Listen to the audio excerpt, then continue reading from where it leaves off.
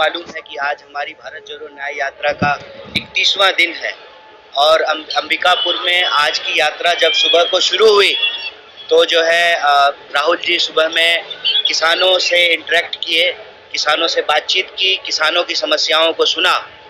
और ठीक जब हमारी यात्रा किसानों से बातचीत कर रही थी, राहुल जी किसानों से बात कर रहे थे, उसी वक्त इस देश के दूसरे हिस्से में किसानों के ऊपर आंसू गैस के गोले चलाए जा रहे हैं। सड़कों पर दीवार खड़े किए जा रहे हैं।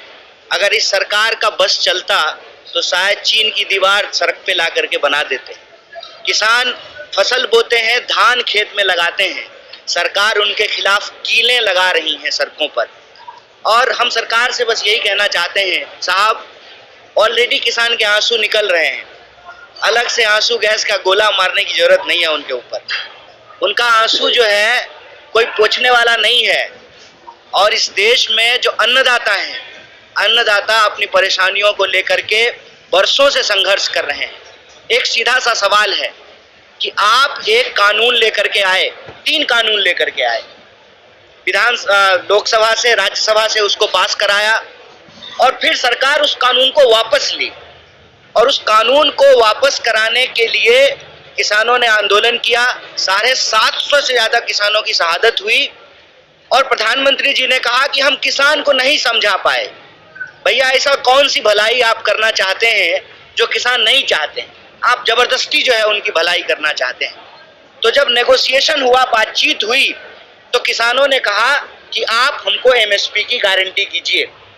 और उस नेगोशिएशन के बाद, सरकार के आश्वासन के बाद, बातचीत के बाद किसान आंदोलन वापस लिए और इस उम्मीद में थे कि एमएसपी की गारंटी होगी, एमएसपी को कानूनी दर्जा मिलेगा और नए फसलों की भी, जहां पर एमएसपी से खरीद होती है, वहां अन्य फसलों को भी एमएसपी के तहत लाया जाएगा।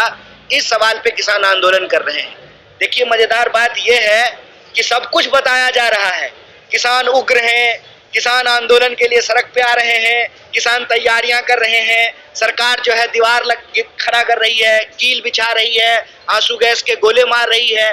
मुद्दा नहीं बताया जा रहा है कि आखिर किसान अपनी खेती बाड़ी छोड़ करके इस वक्त जब यह सरकार जाने वाली है, ये किसान क्यों आ रहे हैं सड़क पे? क्योंकि उनसे वादा खिलाफी किया गया है, उनको झूठ बोला गया है।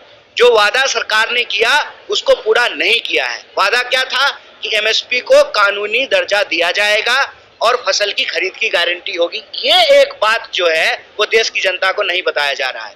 इसीलिए आपके माध्यम से भारत जोड़ो न्याय यात्रा के जो 5 न्याय हैं, युवा का न्याय, हिस्सेदारी का न्याय, नारी का न्याय, किसान का न्याय और श्रमिकों का न्याय, उसमें एक प्रमुख है किसान का न्याय।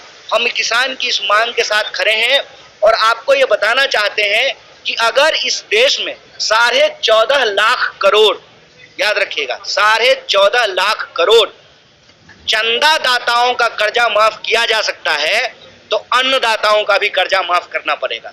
अगर आप बड़े धन्ना सेठों को, अपने मित्रों का कर्जा माफ कर सकते हैं तो आपको किसान पुत्रों का भी कर्जा माफ करना पड़ेगा, क्योंकि अन्नदाताओं के बिना कोई देश नहीं चलता है। अगर आप कह रहे हैं कि जीडीपी बढ़ रही है, इकोनॉमी बढ़ रही है, तो उसका एक हिस्सेदारी आपको इस देश के किसानों को भी देना पड़ेगा। क्योंकि ये सबसे बड़ी विडंबना है कि आज किसान का बच्चा किसान नहीं बनना चाहता है। इसलिए नहीं बनना चाहता है कि किसानों को अपनी ही काम के चलते, अपने ही पैसे के चलते, मजबूरी में, कर्ज के दबाव में, अपनी ही खेत में, अपने ही पेड़ पे जो है लटक करके फांसी देनी पड़ती है। और आपको सुनकर के आश्चर्य होगा कि 1 घंटे में 2 किसान आत्महत्या करते हैं देश के किसी न किसी कोने में। इसीलिए आप सबके माध्यम से भारत जोड़ो न्याय यात्रा किसान न्याय के पक्ष में खड़ी है।